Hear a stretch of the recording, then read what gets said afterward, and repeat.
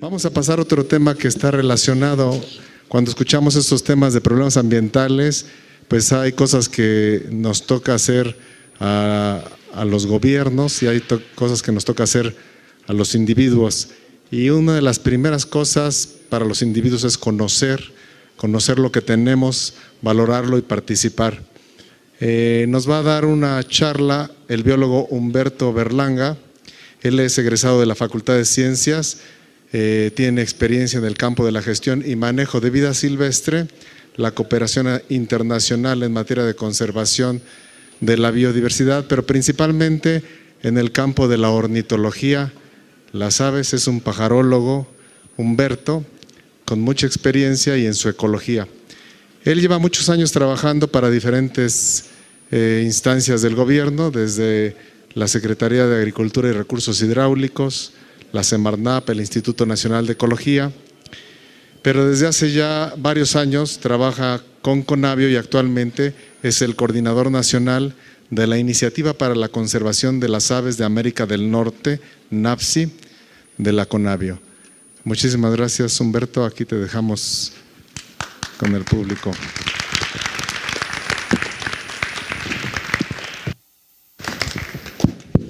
Buenas tardes. Gracias por venir. Gracias también a Conavio por organizar esto. Y bueno, me pidieron que en esta semana de la diversidad biológica, segunda semana, les hablara un poco de mi tema de vida, que son los pájaros, las aves, y un poco reflexionar de por qué. No me explican nada. ¿Por qué observarlas? Entonces quisiera empezar con un par de ideas. No, leen allá, ¿no, verdad? ¿Se lee? ¿Sí? Entonces el único ciego soy yo. Bueno, esta es una idea de un escritor y ensayista catalán, Eugenio d'Ors, que dice que basta mirar algo con atención para que se vuelva interesante. Parece una cosa muy obvia, pero si lo piensan. Y ojalá. Ok. Esta otra, que es un pedacito de un cuento de otro catalán, de Oriol Pi de Cabanyes, que habla están describiendo a un tipo que se llama Pla, y dice: existo para asombrarme, citando a un verso de Goethe, y dice: ¿cómo no asombrarse ante tantas maravillas como nos regala la existencia? Y con eso empezaría esta charla. También hablando del contexto en el que estamos hablando el día de hoy, que es el contexto de la biodiversidad. Vamos a hablar de un grupo en particular, que son los pájaros. Pero la biodiversidad es la diversidad biológica entendida, desde los genes hasta los ecosistemas y con distintos niveles de organización y de expresión, ¿no? No me voy a meter demasiado en esto. ¿Cómo está distribuida la biodiversidad en el mundo? Bueno, hay unos pocos países, entre ellos el nuestro, que albergan casi el 70% de la diversidad biológica de todo el mundo. Está en 18 o 20 países, prácticamente el 70%. Y bueno, nuestro país, que es el cuerno de la abundancia, que es increíblemente biodiverso, es uno de los países más ricos del mundo. Y eso está explicado por una serie de razones que tienen que ver con su lugar en el mundo, donde está ubicado geográficamente.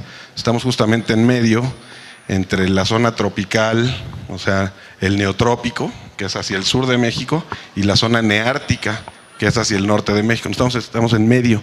Y esa combinación de zonas biogeográficas hace que aquí coincidan grandes biotas del norte y del sur.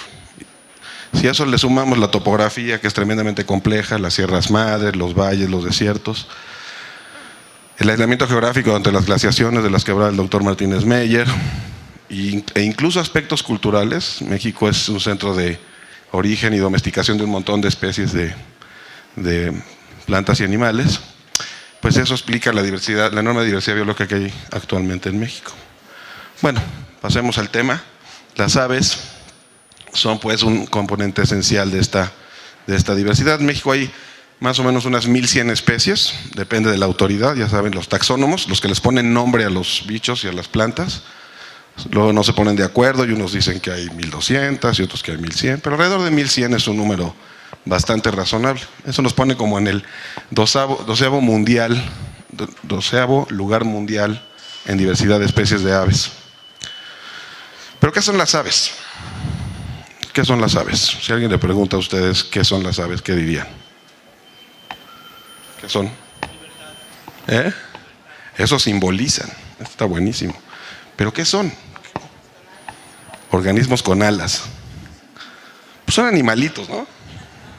Les podría decir, son organismos endotermos, homeotermos, vertebrados que regulan metabólicamente su temperatura corporal, o sea, se calientan con su combustible, tienen plumas, tienen pico, tienen huesos ligeros y la mayoría vuelan, no todas. Esa es como lo que en términos generales describiría un ave. ¿Cómo se clasifican? No espero que los de atrás puedan leer esto, pero créanme que aquí está más o menos explicado, digamos, desde el reino animal, son animalitos, están en el filum de los cordados, que tienen una cuerda nerviosa, dentro del subfilum de los vertebrados, columna vertebral, dentro de la clase aves, también hay otras clases como los reptiles, los peces, ¿no? Y luego dentro de los 34 o 35 órdenes de aves, aquí hay un ejemplo, los paseriformes, que es donde están la mayor parte de las especies de pájaros, una familia, hay muchísimas familias de pájaros, Ictéride, este es el ejemplo de la oropéndola, y la especie Sarcoleus. Ese es como los científicos organizamos y clasificamos a las especies. Les puse el ejemplo de este, ¿cuál es el rojito? De esta oropéndola, que es una ave muy hermosa que vive en los trópicos de México y hacia el sur. Bueno, decíamos, ¿cómo reconocemos entonces a las aves? Las aves pues tienen plumas, en general vuelan, la mayoría son diurnas, la mayoría, no todas, y son muy conspicuas, son fáciles de ver. Si uno sale a la calle, nada más pone tantita atención y vas a ver aves. Características. Mucha gente no sabe, por ejemplo, que las aves, uno tendría a pensar que tienen las plumas como parejas por todo el cuerpo, ¿no? Pegadas en todas partes. Y no, las aves tienen áreas específicas, no se ve mucho, que se llaman terilos, que son como hileras donde están pegadas las plumas, y tienen áreas pelonas, que se llaman apterios. Y en realidad las plumas están acomodaditas para tapar todo el cuerpo. Si pensamos en las plumas, hay distintos tipos de plumas. Las plumas de vuelo, que son largas, con un raquis grueso, o los plumones, que son simplemente para cubrir, ¿no? Hay diferentes tipos de plumas. Si uno ve una pluma en el microscopio, puede ver que tiene una estructura compleja, con ganchos y, en fin, tremendamente interesante. Y luego, ya pasando más a la biología de las especies, las aves presentan diferentes tipos de plumaje, ya sea porque el macho es diferente de la hembra, o en distintas edades pueden tener distintos plumajes, y este plumaje cambia, así que uno puede salir al campo a observar aves y se va a dar cuenta que dentro de una misma especie puede haber distintos plumajes. Bueno, ¿para qué sirven las plumas? Pues en primer lugar, son un importantísimo aislante. ¿A poco la apagué?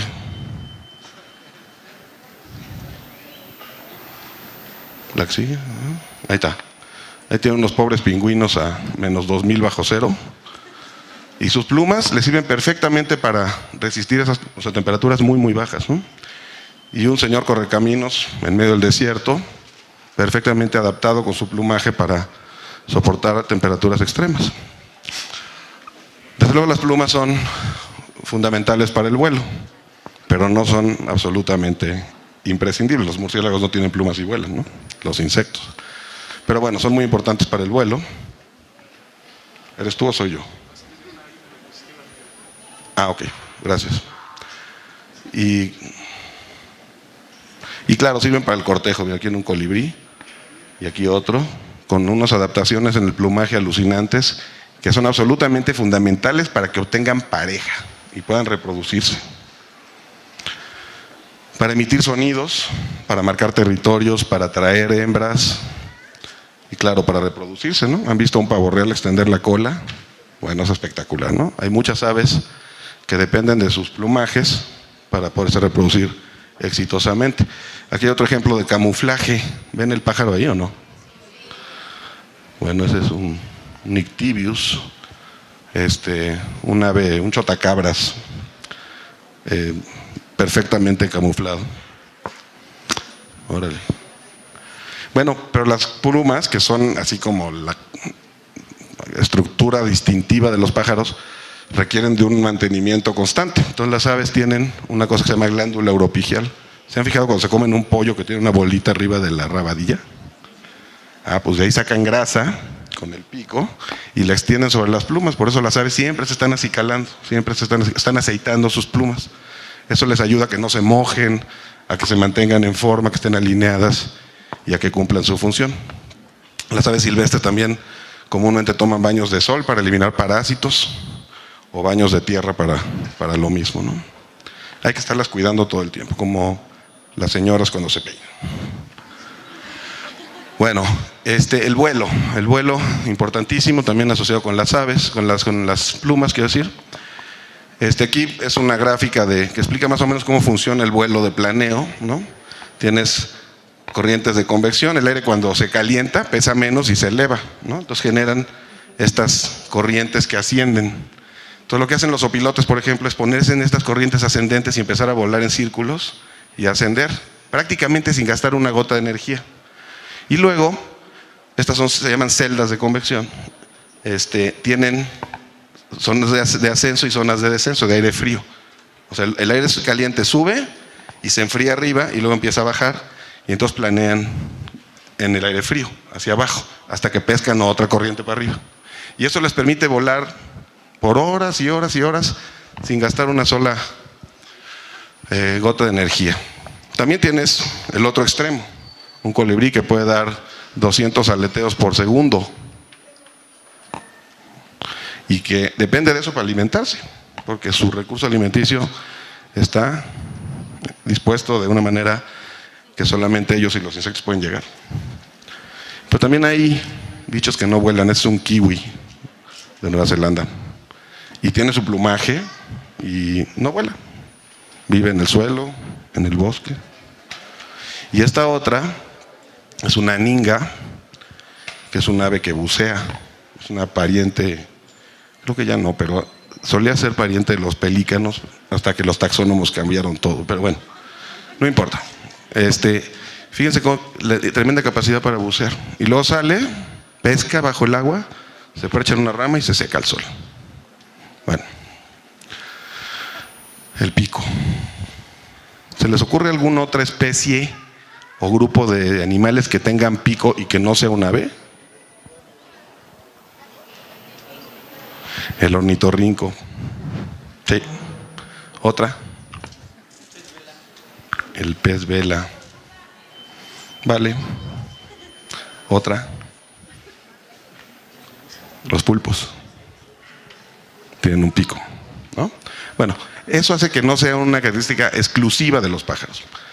Pero, como ustedes pueden ver aquí, el pico es como la expresión más clara de la increíble capacidad adaptativa que han tenido las aves como grupo para ajustarse a distintas condiciones ambientales y para explotar distintos recursos alimenticios.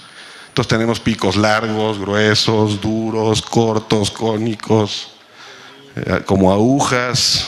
Miren Eutoxeres se llama esta cosa. Estos picos ganchudos de las rapaces o picos planos en los patos que les permiten sacar alimento filtrando, o los tucanes, que lo mismo se comen una fruta grande que una lagartija o un pollo.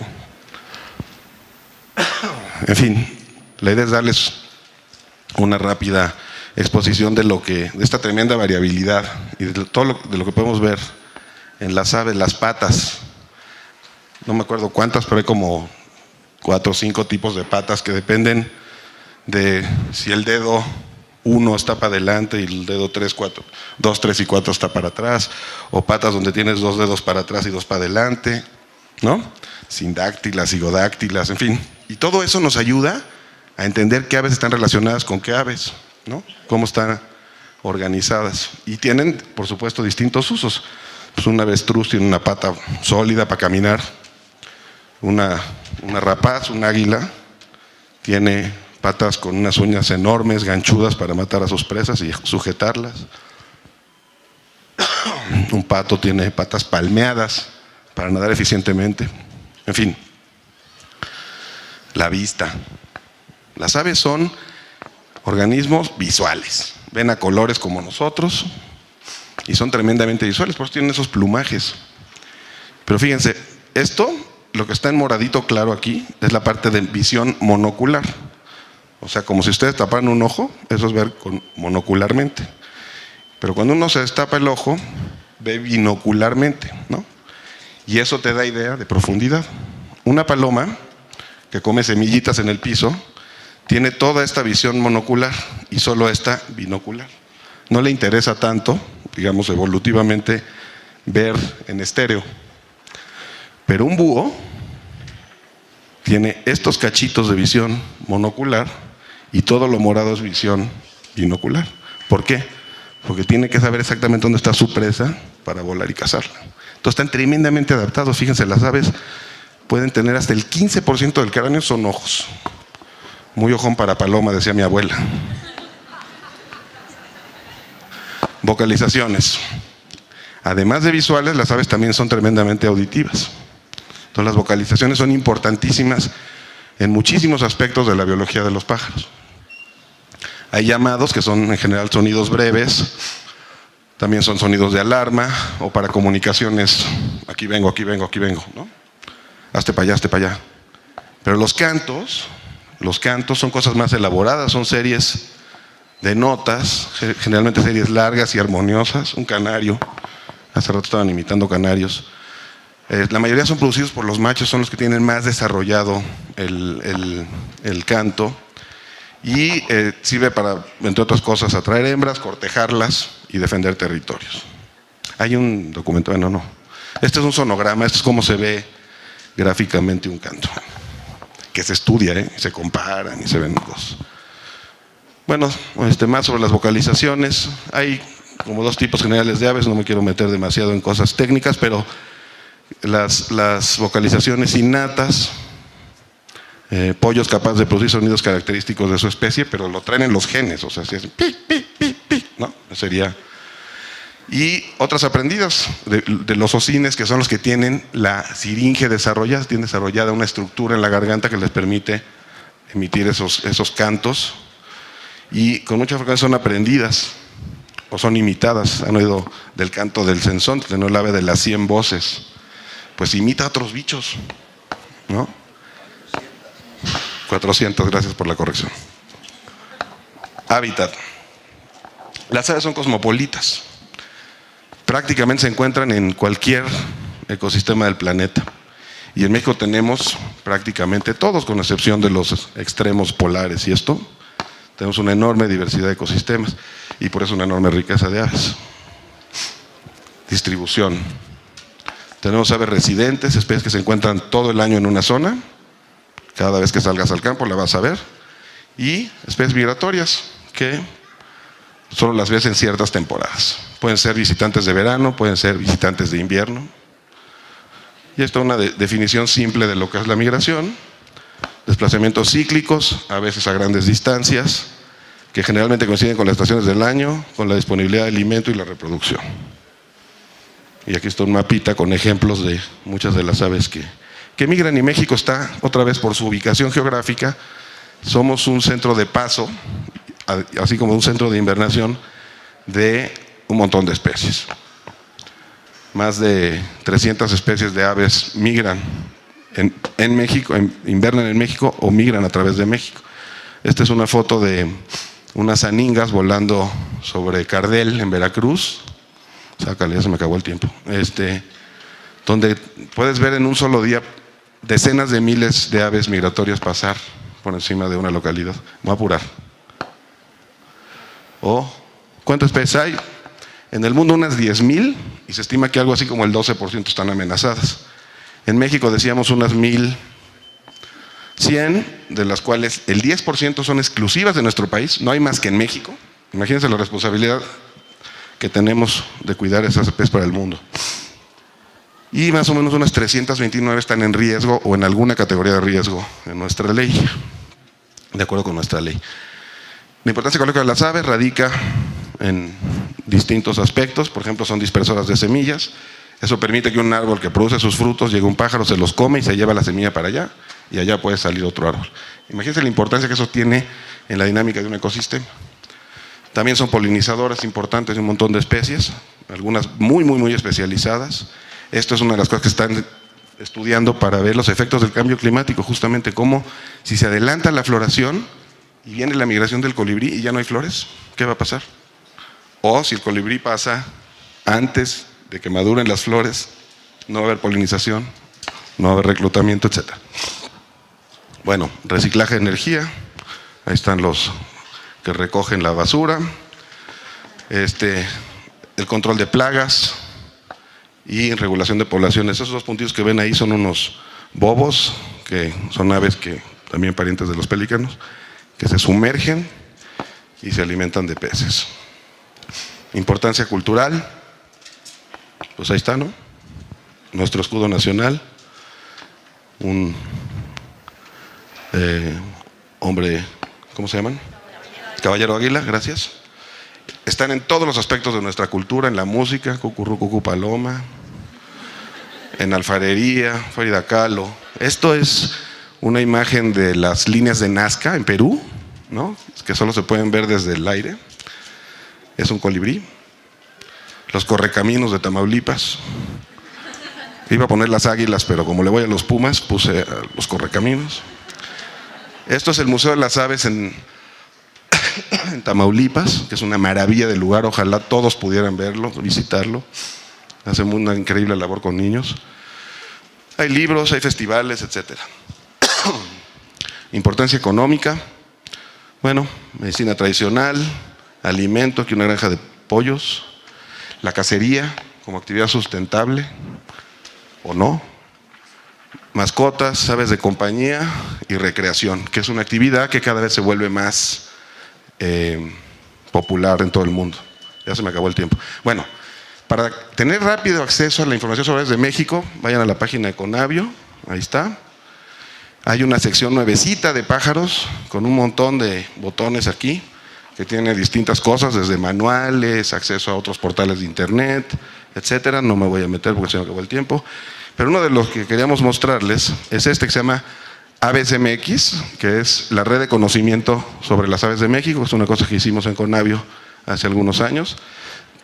Tiene unos botoncitos acá que te permiten buscar cualquier especie por nombre común, nombre científico, ver cómo se distribuye, ver fotos, ver si está amenazada, etc.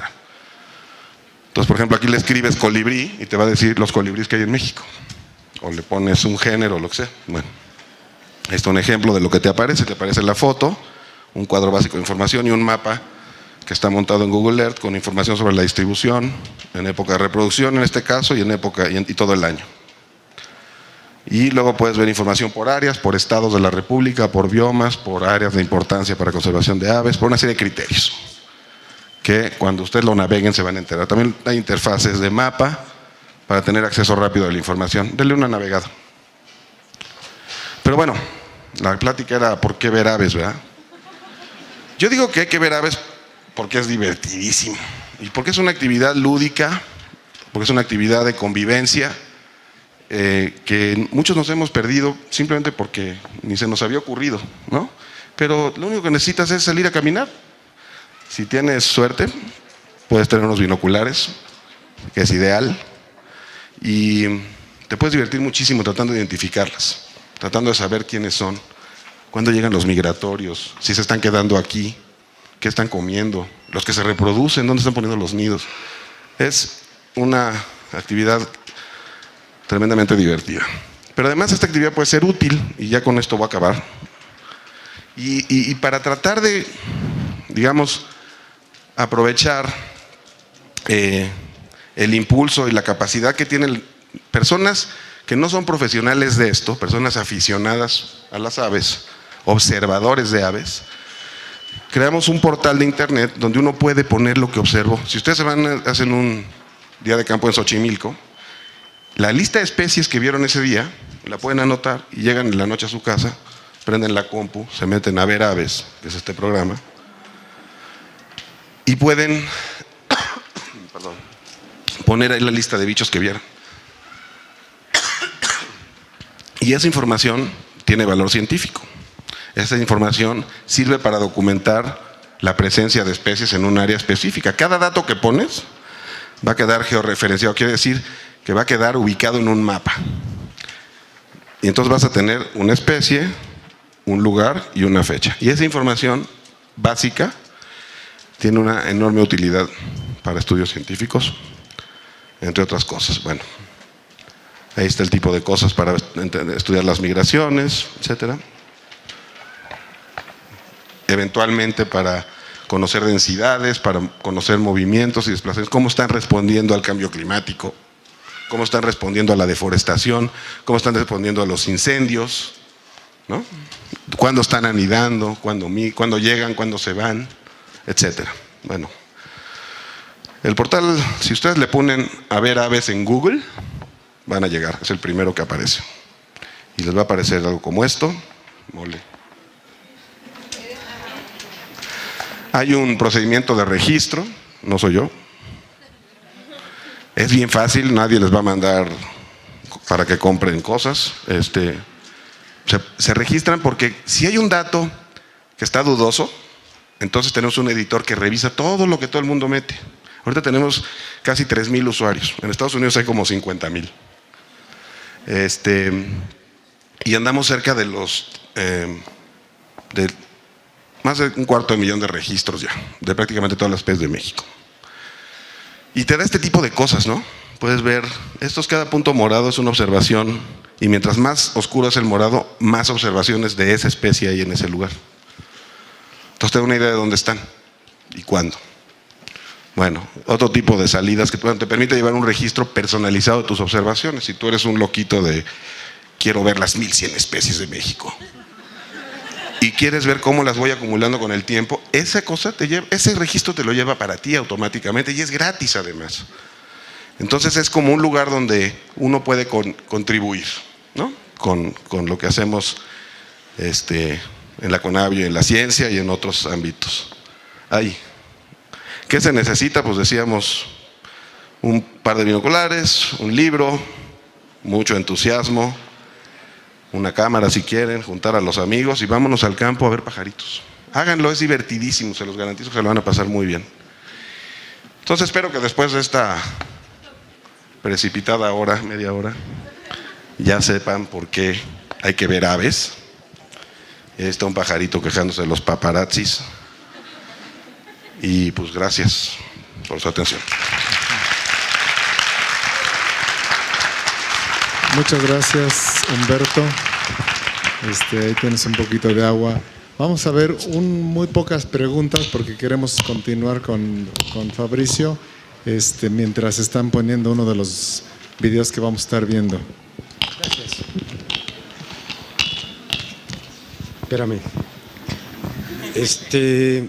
Bueno, a mí en una ocasión Humberto Berlanga me enseñó por qué ver aves también y creo que es importante que la compartas. Ver aves también ayuda a las comunidades, los pueblos, las comunidades, los ejidos que tienen bosque conservado y vamos a ver las aves y es una forma de ingresar recursos adicionales para apoyar la conservación de los ecosistemas. Creo que ese trabajo se hizo muy bueno en el caso de Milpalta y pues se pueden canalizar esos grupos. Él decía que hay 50,000 gentes en el internet, pero en Estados Unidos hay grupos enteros de miles de gentes que van pagan un viaje completo para ir a ver las aves y eso pues es muy importante también. Creo que es otro punto de por qué ver aves. Finalmente quisiera yo, si nos pudieras compartir algo dos cositas. Una es, ¿qué hay del canto de aves que pueden ayudar o están vinculadas con la floración en algunas especies arbóreas o plantas vasculares?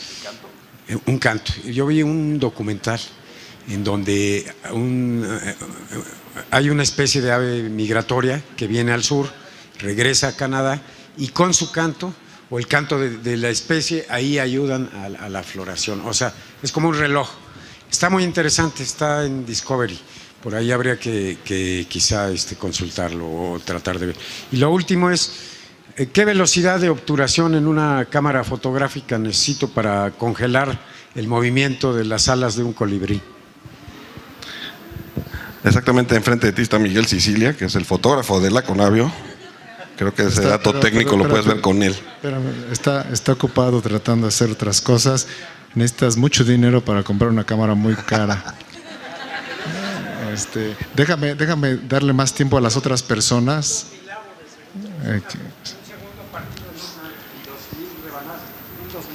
Sí.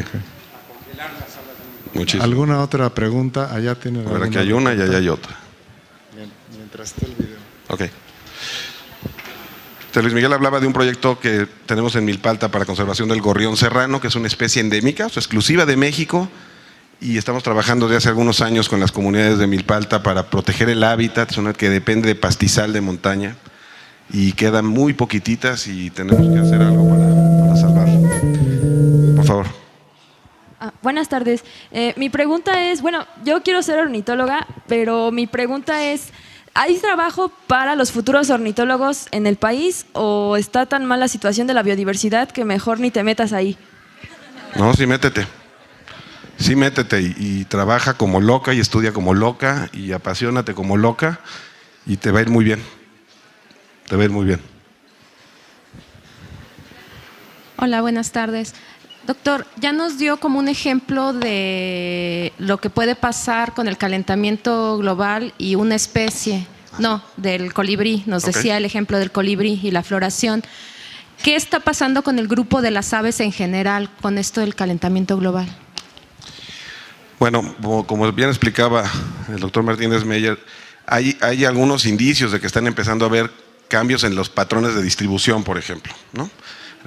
Cambios en el timing, o sea, en el momento en el que arrancan ciertos procesos como la migración, ¿no? Llega la primavera antes porque está más caliente y eso está afectando, o parece estar afectando, digamos, hay algunos indicios. Se está estudiando y se están haciendo modelos también para tratar de predecir qué pasaría si sube 1 grado, si sube 2, qué se secaría, qué se quedaría bajo el agua, ¿no? En general, como decía Enrique, hay como estos escenarios catastrofistas. A mí no me gusta eso. Creo que hay que ser bien objetivos y bien claros y tratar de ver qué es lo que está pasando, cambiar nuestras pautas de comportamiento y si podemos ayudar tantito a mitigar esos impactos y sobre todo ver cómo nos vamos a adaptar a estos escenarios por si vienen, a lo mejor no vienen, pero si vienen, mejor estar preparados, ¿no? Y, por ejemplo, ¿qué implicaciones puede tener en términos de áreas protegidas, ¿no? O sea, si yo tengo una área protegida pegada en la playa, con selva baja, bien bonita y en Guerrero, ¿no? Y luego sube la temperatura y sube el agua del mar, y entonces, donde están las condiciones de clima para que haya selva, ahora están más arriba, ¿no? Y entonces, ¿qué? ¿Se va a desplazar todo para acá? ¿Y qué vamos a hacer en términos de los polígonos? ¿Y en cuánto tiempo va a pasar? ¿En 100 años? ¿En 50? ¿En 10? Hay que estudiar muchísimo y a ver aves y la participación de todos ustedes, de toda la gente, es una forma de conseguir información valiosa para ver ese tipo de fenómenos. Muchas gracias, Humberto. Le vamos a parar ahí porque tenemos otra persona y la biblioteca cierra a las 8. Entonces que comuníquense o espérense al final para hablar con Humberto. Estará aquí toda la noche para responder sus preguntas. Gracias. Vamos a ver búhos. No, por favor. Gracias.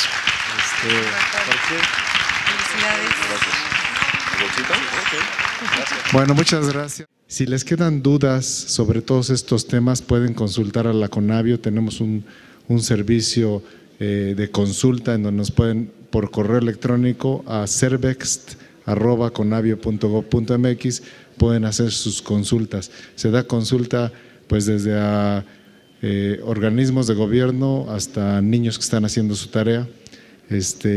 Y lo que necesiten información pueden pedirnos, si no está, pues nosotros vemos cómo podemos subirla a la página de internet.